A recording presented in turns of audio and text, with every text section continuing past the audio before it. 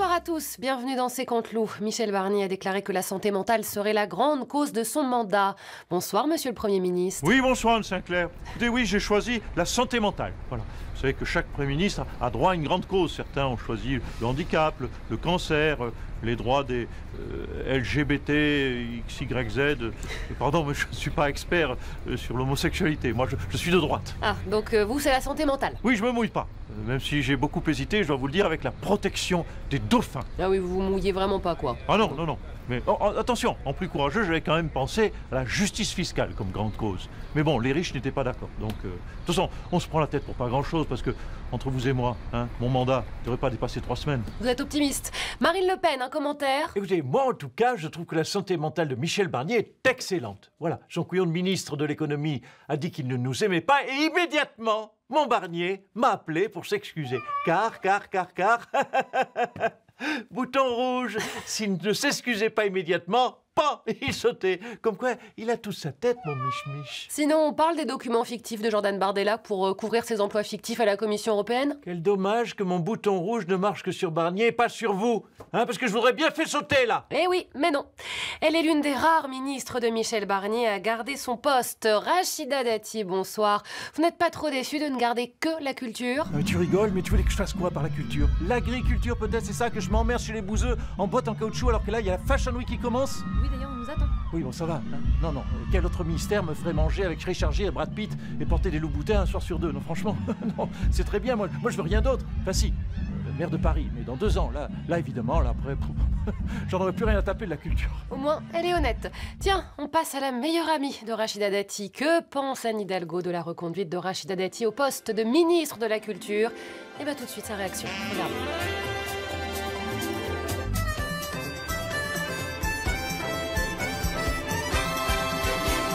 Bon, je vous la laisse, mais pas longtemps. Merci, docteur.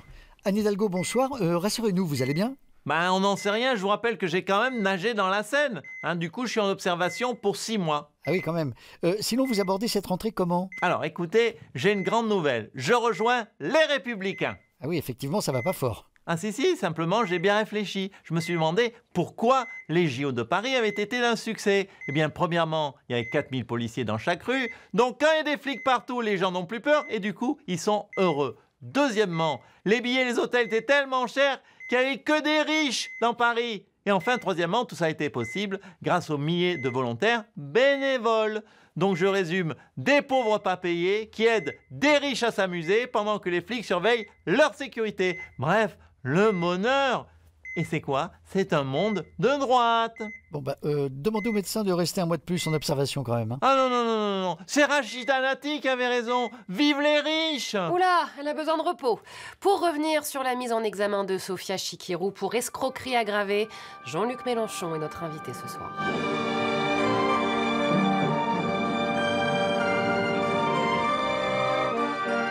Jean-Luc Mélenchon, bonsoir. Ne t'énerve pas, mon Jean-Luc, c'est la rentrée, reste zen. Bonsoir, madame la journaliste de droite que je respecte. Ah, super.